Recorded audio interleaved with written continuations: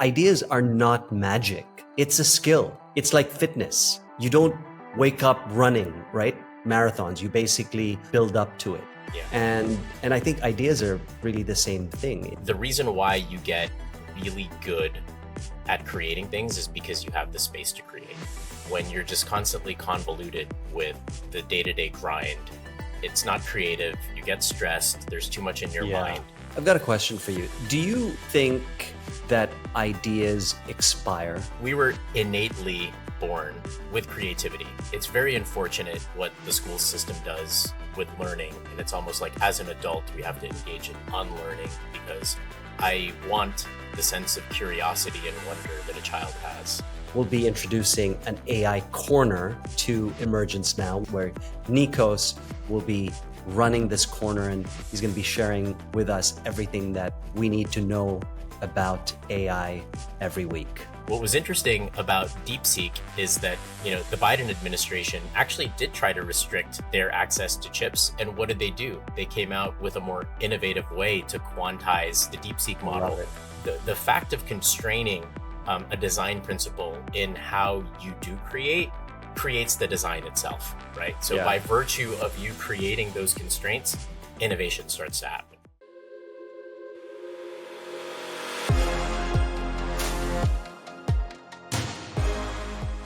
Welcome to the pod, Nikos. Dhiren. You're glowing today. Oh, thank you. What's going on with? New skin regimen? No, nothing. What's the regimen? There's no regimen. What's the skin routine? Less is more these days, right? I just use lotion and some tallow. The more stuff that you put on your skin, I've learned that, a lot of it is really good. But at the same time, just there's nothing like good sleep, cold plunge, steaming, hydrating a lot, and using some tallow. So less is more is what I'll say. So how does that work? Do you wake up and lotion your skin? Because seriously, walk us through what's the skin routine? There's no skin routine. There's absolutely no skin routine. That's what I said. If you guys are listening to this, head over to YouTube just so that you get a glimpse of the glow on Nikos's face. Maybe it's just the lighting. I don't know what it is. It's seriously just sleep, hydration, and tallow. That's really all it is. And tallow after I shower. Is that like 2-3 times a day, or do you have it like in your back pocket? Every time after I shower. That's it. And nothing like nighttime routine, like wind down. You don't slap another handful of that. No? I shower before I go to bed, and I shower when I wake up. So twice. Okay. Twice a day. So twice a day. All right, you heard it here first on the pod. We're now doing Skin Corner. Skin and Beauty Corner. Yeah. Skin Corner by Nikos Acuna. we may have to line up a sponsor. I love it. So if you're thinking about sponsoring a show, head over to YouTube, check out this guy's skin, and then let us know what you want to do. We'll do a deal for you guys. Anyway, all right. So, Nix, lately I've been doing something really different that I wanted to talk to you about. So I've been writing down every single idea that pops into my head. Okay, maybe not every single idea, but I'm trying to capture 95% of ideas that come into my head. So no filter. I'm not judging the idea. I'm just capturing it. And at first, I have to say it kind of felt pointless because, most ideas don't really go anywhere, right? So I kept asking myself, well, what's the point of this idea? Am I just trying to fill a notebook for the sake of it? Or is there a purpose to this? And, this all started with the need or the desire to be more creative. And I've been thinking a lot about creativity, because I never really looked at myself as a creative person. But I noticed that, this one habit of writing down ideas has helped me become more creative in my approach.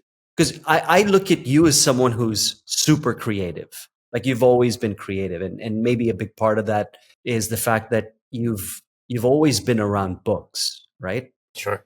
Even when we were in college, you were you were always reading a book. You always had a book. You were always going through books. You wrote a book. And so Yes. I look at you as someone who's really creative. Thank you. What do you do to get those creative juices flowing? That's a good one. Like, what's your routine other Yeah. than the skin? We covered the skin routine. Check. What's the creativity routine?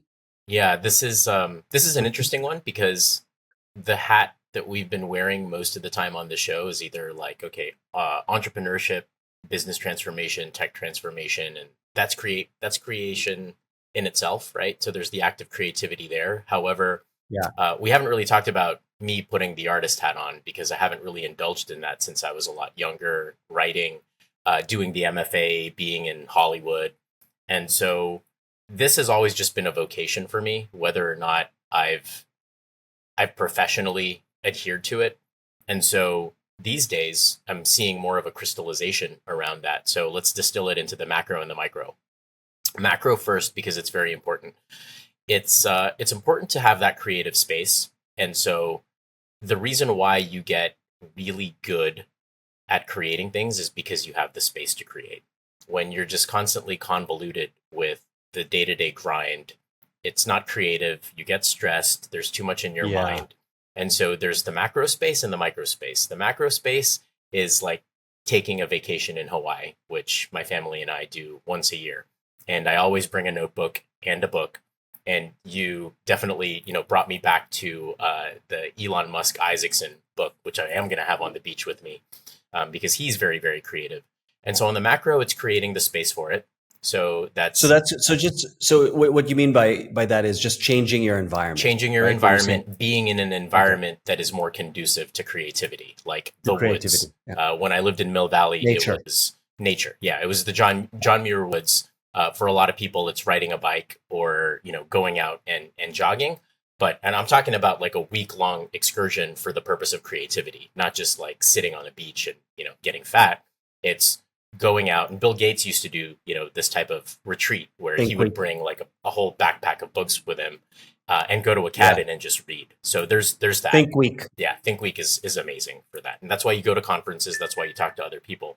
And then for me, the notebook is very, very key. Whether that's jotting and scribbling things down. I'm also good at like putting ideas down in my notebook, or just throwing it in an AI chat and just having an immediate conversation about it. So getting in the habit of just conversing, because okay, what is ChatGPT? What is an AI right now?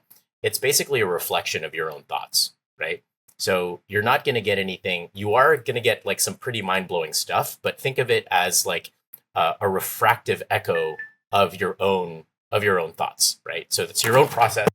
Shit, got that. Sorry.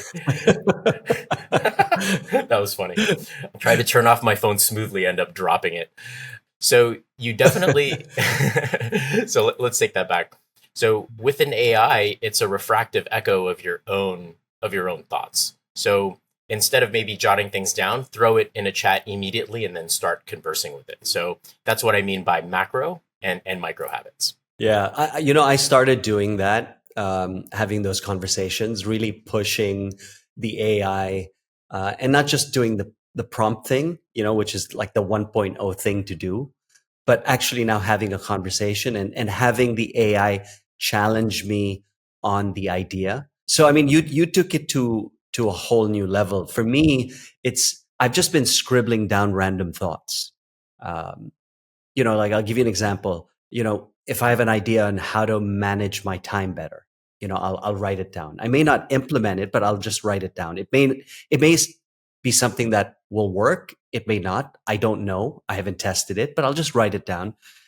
And I noticed a pattern. A week later, or sometime in the future, someone will bring up something, and like it may be a struggle or a thought, and boom, like all of a sudden I feel like I'm not starting from zero. I'm able to connect because I'm, like you said, having that space allows me to think more creatively. But the fact that I've written it down, I've captured it, and because I've captured it, I'm looking at my idea sheet. Like I have this, this this document full of ideas. And if you read it, it probably won't make any sense because some of them are one word, some of them is a sentence. But it's a seed, like this rough, unpolished thought or idea. And I'll have a conversation with someone, and I notice that I'm thinking more creatively because of that habit that I've created. So I'm able to connect disparate ideas together because I've gone through that process. It may not be fully formed yet, but they kind of stack.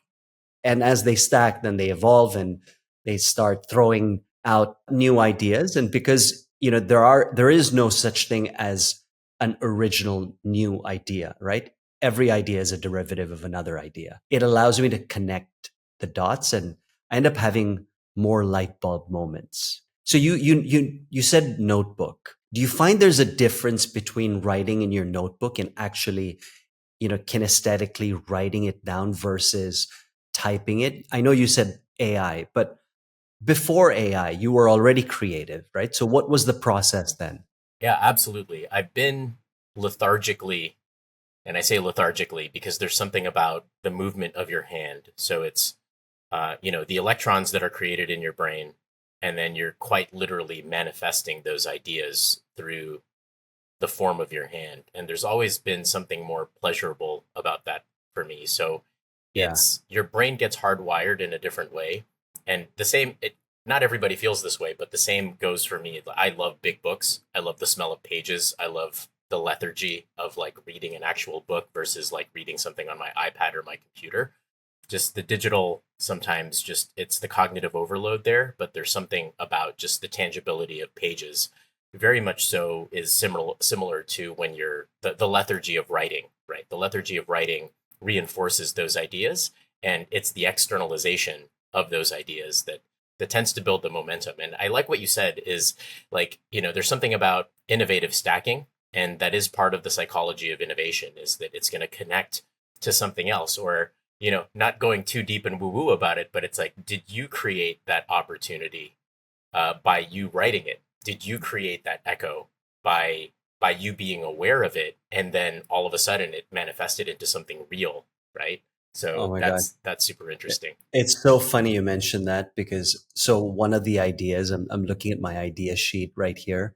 One of my ideas from a few months ago was, so you've read the book, Seven Habits of Highly Effective People, right? Absolutely. Yeah. Game changer. Yeah. Yeah. Uh, Yeah.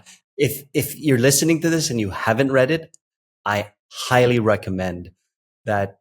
Okay, finish listening to this episode and then pick up that book. It's phenomenal. So anyway, I wrote down nothing fancy. I mean, just a quick note: 7 Habits workshop. Right, that was the idea that I wrote down. Then I forgot about it. I didn't build slides. I didn't mark it. I just parked it. It's just on this list, right? But then I lived the principles. I try to live every principle. It was a seminal book for me. So I'm testing these ideas of the different habits, and I'm thinking about the habits. But then in terms of the workshop, I completely forgot about the idea that I wrote down. Anyway, I'm on a call with a client, no agenda, right?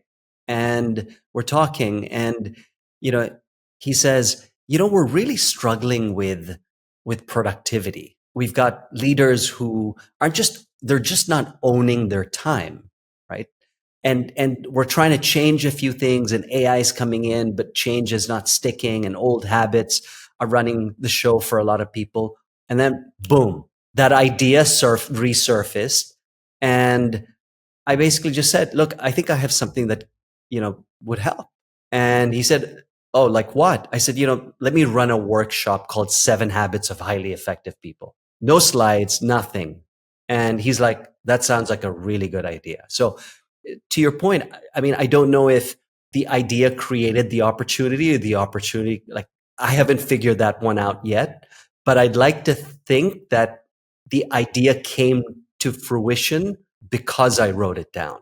Had I Yes. not written it down, it would have been like I would not have said what I said in that moment. Well, the irony of that is about awareness, right? Because if you hadn't written it down, you probably would have forgotten about it.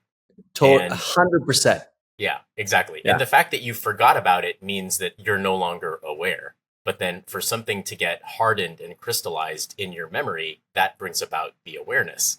Yeah. So you're right. So the external and the internal are always playing a role with one another. It's almost having like a conversation.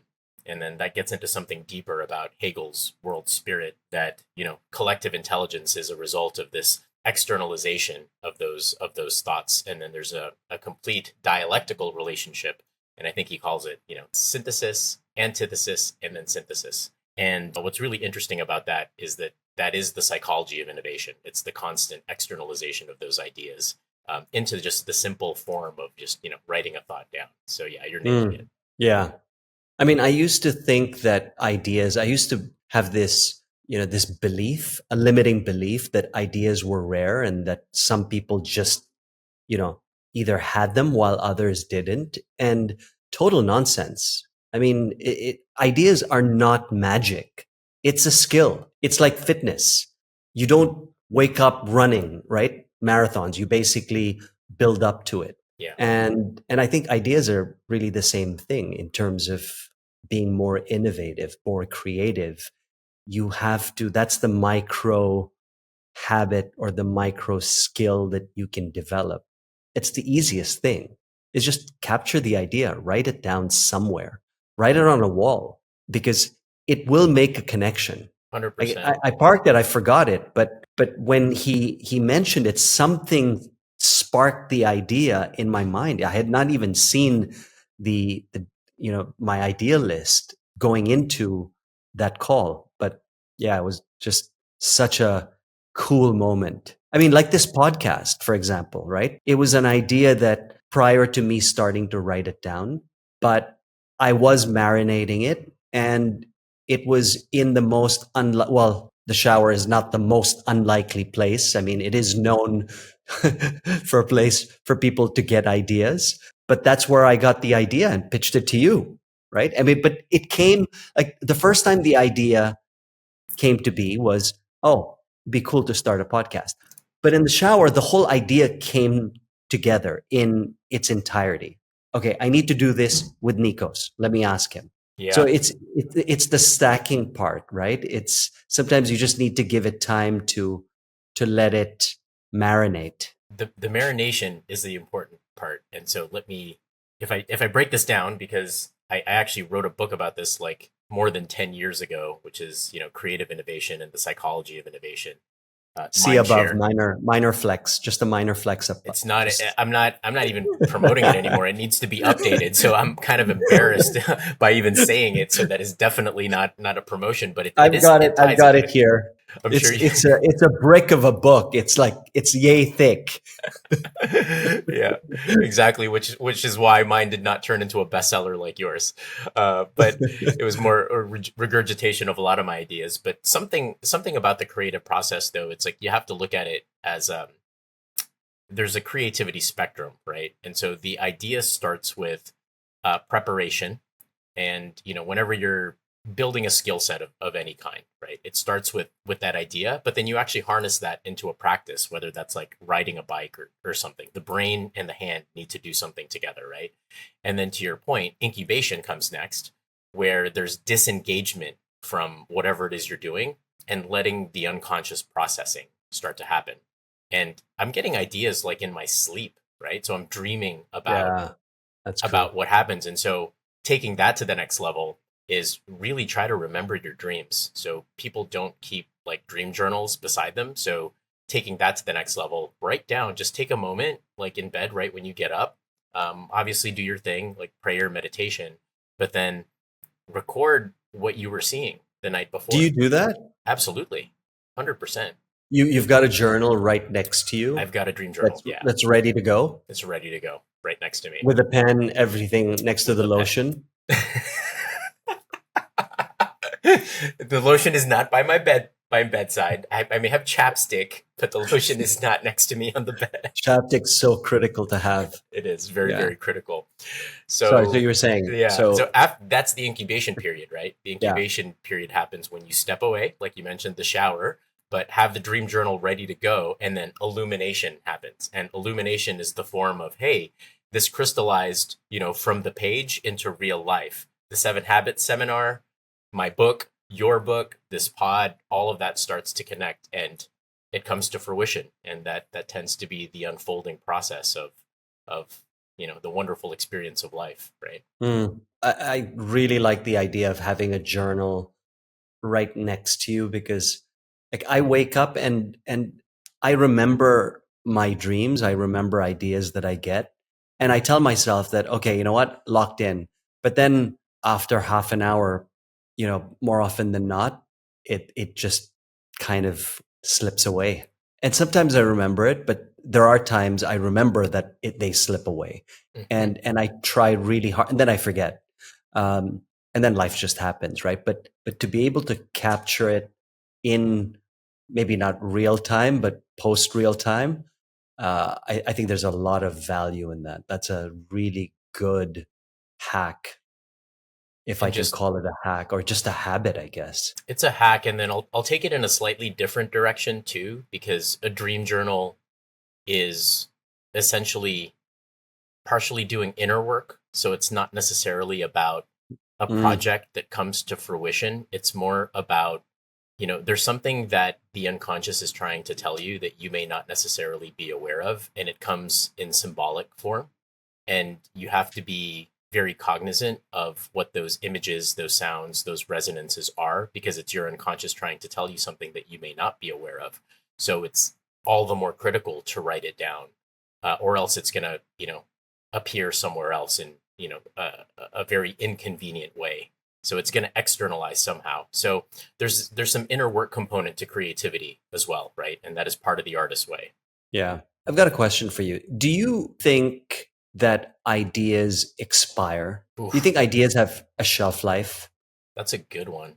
Because I was thinking, if there are no original ideas, and usually it's a constellation of a new idea is a constellation of two or more ideas, then with that, then every idea is it just waiting for the right moment or the right partner for the right symbiosis? I love this question, and we could do a whole show on this. And like many things, the answer is always both. Hmm. They do and they don't. They expire based on the medium of externalization. So that could be a startup idea that never quite hits its mark. It could be, your entrepreneurial endeavor that never quite catches wind. It could be a book that just didn't get received at the time and place when you first were inspired by it. But there are also things that I've been working on for the past 20 years that have just been sitting on the shelf, and they're now more relevant than ever before. And I'm Wow, now, that's cool. because like, remember when I did the Hollywood thing for a while, like just, kid out of school. I'm like, hey, I want to make movies. Let me check it out. Let me go to Hollywood. We went to Sundance, with a film screening at a competition. And I didn't take it very far because the Hollywood industry moved kind of slow for me. And I was like, okay, tech is kind of where the game shift is happening. And it's right at the center of Silicon Valley. I'm not going to spend time in LA while the whole industry catches up. But there were script ideas, book ideas, things that I actually completed in my MFA that are sitting on the shelf. And now it's like, wait a second, generative AI is coming out. I'm working in diffusion models. I'm working with computer vision. I have this entire canvas at my disposal. Well, hey, look at this bike that I used to ride. Look at this old skateboard. Let me see if I could still ride this thing and do like a little ollie. And it turns out that the shelf life is pretty good for these ideas, because now Yeah, there's like a sweet spot of, now I can generate this thing. I could generate a storyboard. I could generate a trailer. And look at that, just like that, it just reemerges, from the shelf, and then magic starts to happen. So I'd nice. say, yeah, yes and no, but you got to express it. You got to try. You got to externalize it. You got to be an artist, Yeah. right? Yeah, I really love what you said about, the missing piece is, I think you nailed it with the two levels, the macro space of, the big resets, vacation, nature, retreat, Hawaii, just stepping away, zooming out, right? And recalibrating your thinking, giving yourself space. I love that. And then the micro space, the daily rituals, the walks, the journal, the dream journal, deep work blocks. Like Mm, that's where you make space inside. that's right. It's inside the grind almost, right? Yes. So you Yes. don't drown in it. So cool. Um, and you know, most people think that they need a vacation to reset, but the truth is, you know, if you're always drowning in work, 1 week in Hawaii, I mean, it won't fix it, right? You kind of need both to harness the creative side. So here's my question for you. Do you think everyone has the ability to be creative? Is it Yes. a skill? Okay. Yes. Can you 100%. expand on that instead of just the one word answer? Yeah, for sure. For sure. So we were innately born with creativity, and you Yeah. don't have to look very far to find it. It's very unfortunate what the school system does with learning, and it's almost like as an adult we have to engage in unlearning because I want the sense of curiosity and wonder that a child has at 6 years old than when they are 36 years old and hardened by the rigors of life.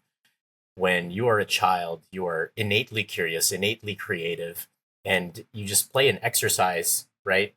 And you look at this phone. It's like, and you ask, hey, let's do this creative exercise, and let's think of 10 different things what this thing could be. And a child is like, no, it's a brick. I'm a bricklayer. Hey, no, it's a teleportation device. Hey, no, it's a spaceship. Hey, and they'll just think of like 100 different permutations of what that thing is, where an adult would look at that same thing and say, no, like we can only come up with like two or three ideas. So we are innately creative. Everybody is innately creative. What we need to do is just unlearn a lot of the bad habits that we've had and that we've attained over, our careers and things like that.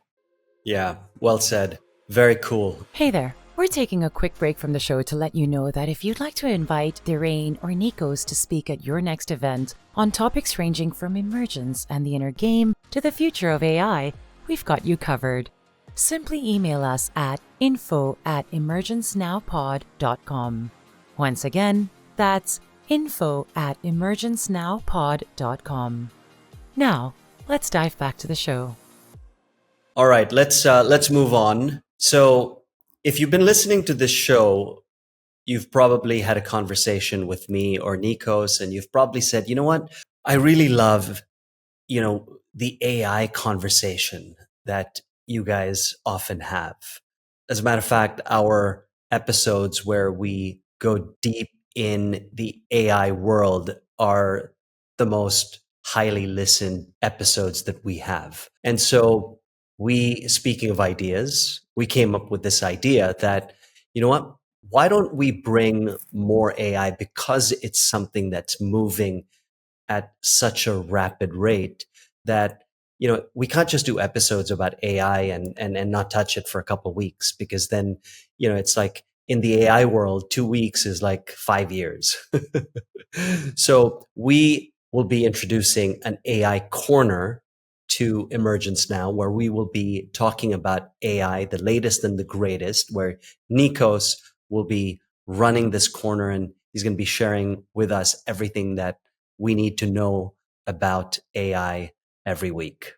So this is the first of many AI corners. Nikos, are you ready? Did you bring your AI game today? Always, always got the Always, AI game always got the 24/7. AI game. So what are we talking about today? What's new and what's great? I mean, DeepSeek obviously was something that everyone was talking about, but I think that's long gone. Is it long gone? It's What's not hot? it's What's not long not? gone. So I'll play off of that thread, then I'll go into, there's like five key themes I would say throughout the week, right? So DeepSeek did announce plans to open source the five different repositories that they have as part of their commitment and transparency and community driven innovation. So yeah, they did release it, but it inspired a little bit of controversy because it's gained obviously global acclaim for cutting edge performance and it being free. So the economics are changing, right, with respect to what you feel are like the table stakes. And what's interesting about this is that it's about a dozen companies and Silicon Valley just continuing to double down and pump a ton of dollars, billions and billions of dollars. We could, some would say $1 trillion into this, but the economics are changing very, very quickly. And now lawmakers are pushing for a ban after security researchers found that the app was transferring user data into a banned state-owned company, while Microsoft and OpenAI have essentially launched a probe over an alleged breach of OpenAI systems. So that is a whole rabbit hole in itself that we can get into if you want, just in terms of like terms and conditions and where the pre-training and the post-training actually takes place. But, did they rip off OpenAI in terms of, using the API to basically train their own models? Yeah, calling a kettle black, Sam Altman, who trained his entire OpenAI model on the internet, right? So, Yeah. Let's get into terms and conditions. How's that any different? It's not. How is that It's any not. different? It's not. Yeah. It's not any different. So that's DeepSeek. The big one though is that XAI unveiled Groq 3 last week. So they pushed the boundaries on AI capabilities, and Elon Musk's XAI released their new model Groq 3, and this is just mind blowing if you guys haven't tried it yet, right?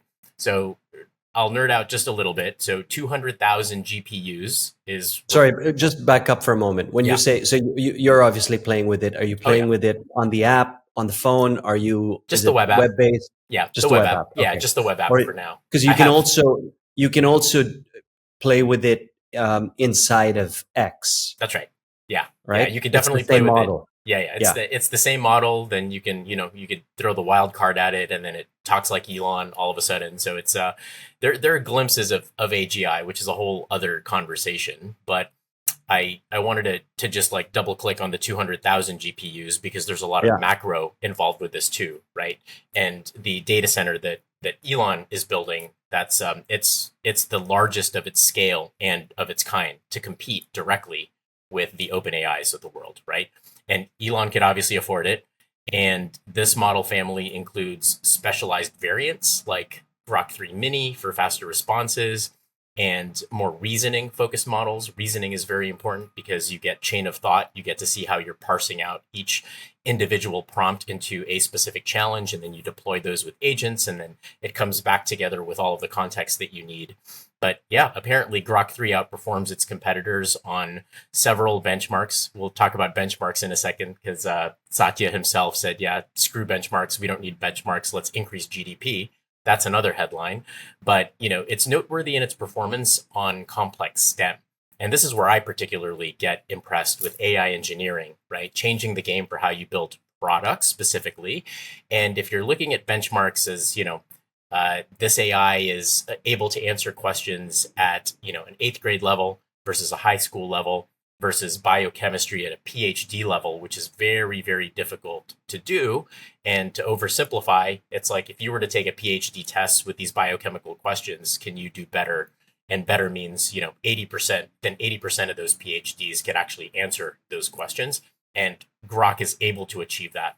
Another limitation that AI has is just understanding physics problems, right? The orientation of space and time.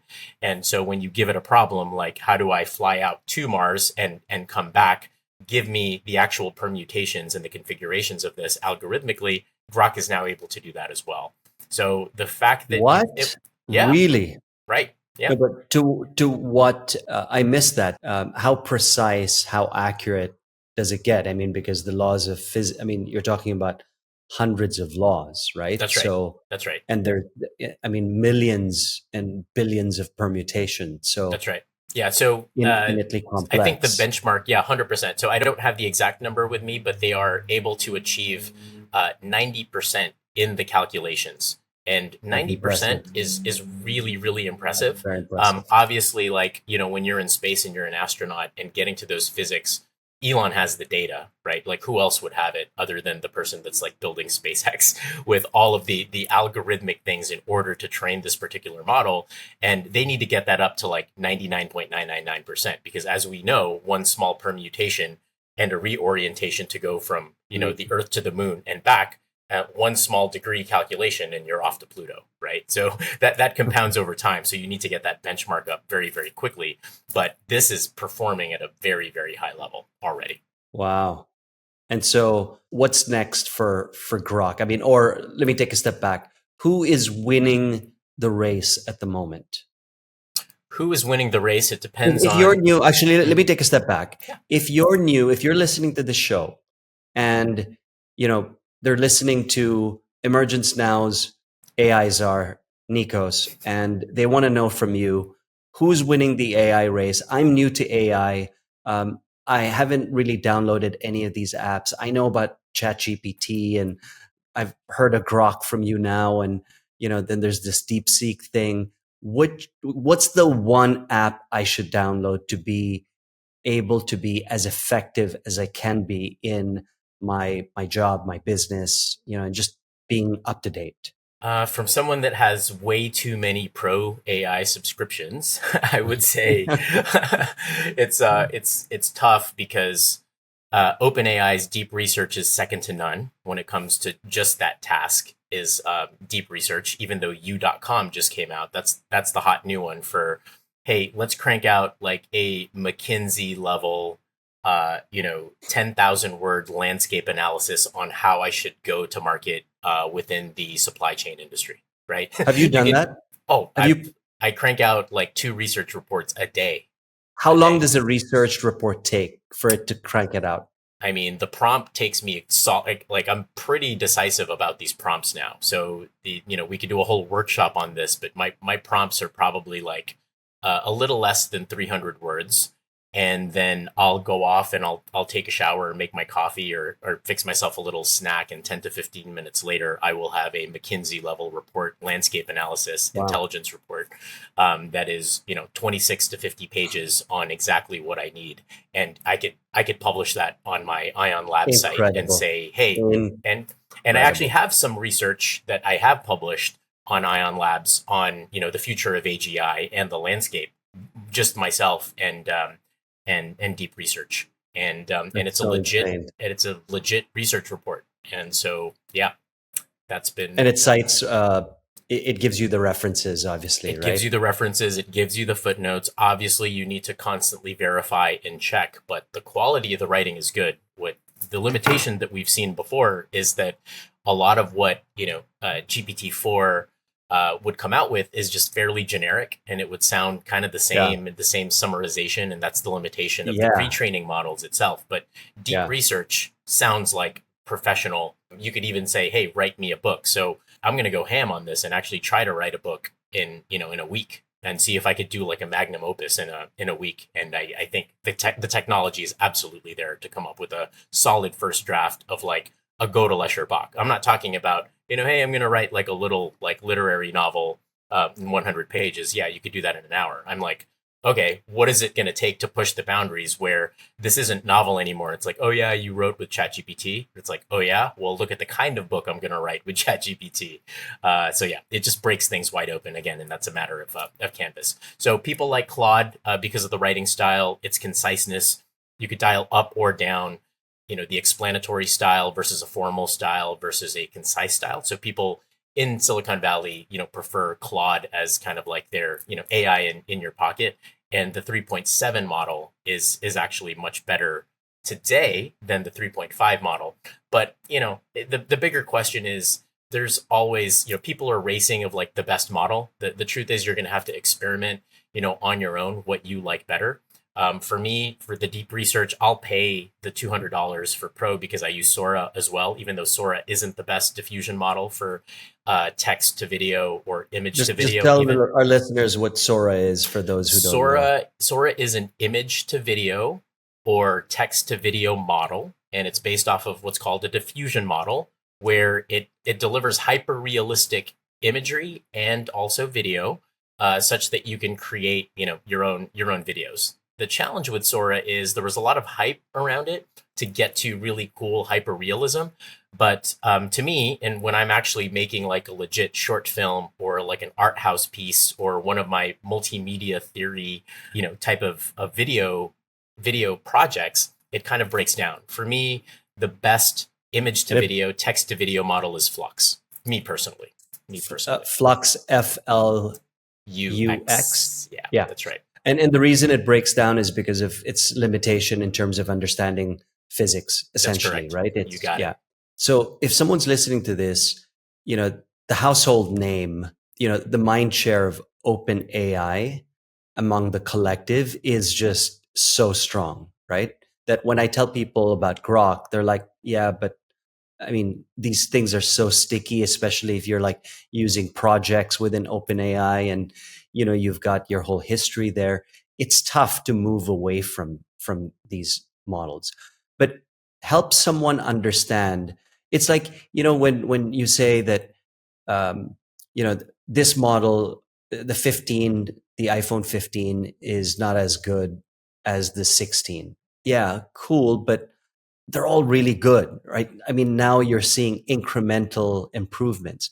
But what you're talking about is not actually incremental improvements.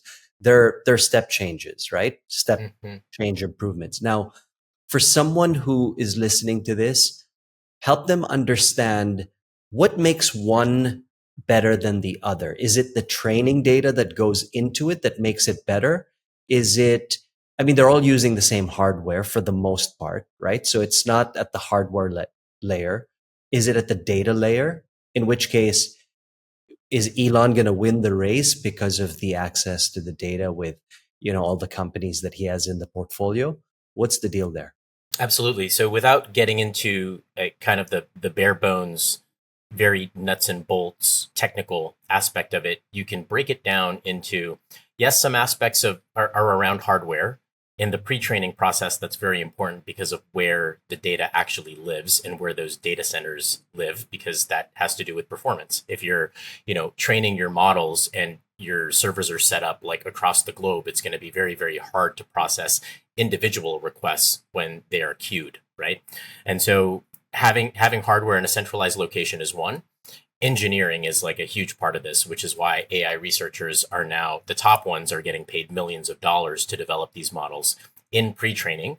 So absolutely, if you can train on the entire internet, and most are, that's table stakes now, right? Let's ingest the entire internet and scrape all the internet, which is why you would think Google would have the edge on this because of how much they've indexed.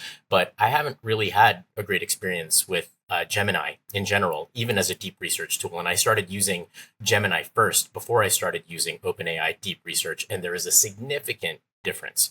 So yes, it's pre-training. It's the compute that you're throwing at it, right? So what is the performance on compute where it's harnessing all of that data, transforming it into these models?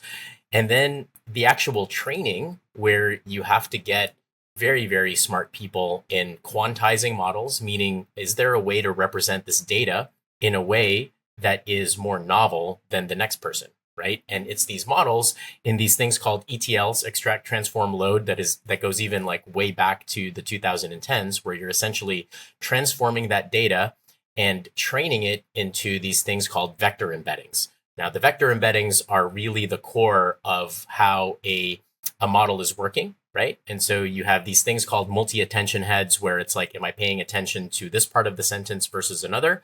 And then just throwing a ton of compute at that. And that's able to encode things like patterns of, deciding this is a mic, this is a mug, and determining things like that within the neural network. And so there's a ton of engineering that goes around that. And then obviously you fine tune the performance downstream so that you can actually tweak and tune to get at the accuracy that you want. So all of those things coming together, you can, determine, the race to AGI is like, let's throw more compute at it. Let's engineer this thing very, very rigorously. Let's throw more compute at it. And then let's create, something that's a very, very good user experience on the app layer in terms of processing queries, summarizing, getting to better engineering, and now it's coding very, very well with like the Cursor AIs of the world and the Replets of the world. But have you noticed that the user interface, they all look the same? They do. I mean, it's They a text all interface. are Yeah. Yeah. open AI, like Yeah. they all look like the open AI UX. Yeah. Even the experience, I would say, is fairly similar. So what is the X factor though? Like where's the leverage? The What moat. makes one better than the, where's, if Pareto applies, where's the 80% here? Yeah. I mean, this gets into like the geopolitics, right? Now it's who controls the chips, who controls the supply chains to the chips, the manufacturing, the regulation and the deregulation around that. What was interesting about DeepSeek is that, the Biden administration actually did try to restrict their access to chips. And what did they do? They came out with a more innovative way to quantize the DeepSeek Love model, it. right? It's like, okay, give Yeah. me a creative constraint. All right, I'm going to Yeah. just have to be forced to be creative, and not to kind of like pontificate and tie that back to exactly what we were talking about. The fact of constraining a design principle in how you do creates the design itself, right? So by Yeah. virtue of you creating those constraints, innovation starts to happen. Yeah. I think that's the reel right there for the show. What you just said right there Yeah. about constraints. Yeah, it's spot on. I think you captured it really well. Cool. All right. We just made history. That was the very first AI Corner from Emergence Now, brought to you by Nikos, who will soon be sponsored by who do you want? Who would you manifest as, a skincare sponsor? I'm not going to name names, but I think Jordy Fresh has a pretty good brand that she's working on right now. So Nice. yeah, Keeping it in house, baby. that's right. That's right. All right. That's the pod. Thanks, Nix. We'll catch you next week. Thanks, everybody. Thank you for tuning in to Emergence Now, where we explore the emerging trends, technologies, and ideas that are shaping our world today for you to discover yourself. We hope you enjoyed this episode and gained valuable insights that you can apply in your own life. If you want to stay up to date with our latest episodes, be sure to subscribe to our podcast on your favorite platform. And don't forget to follow us on social media, where we share additional content, engage with our community, and keep the conversation going. Thanks again for listening to Emergence Now, and we hope you'll join us for the next episode.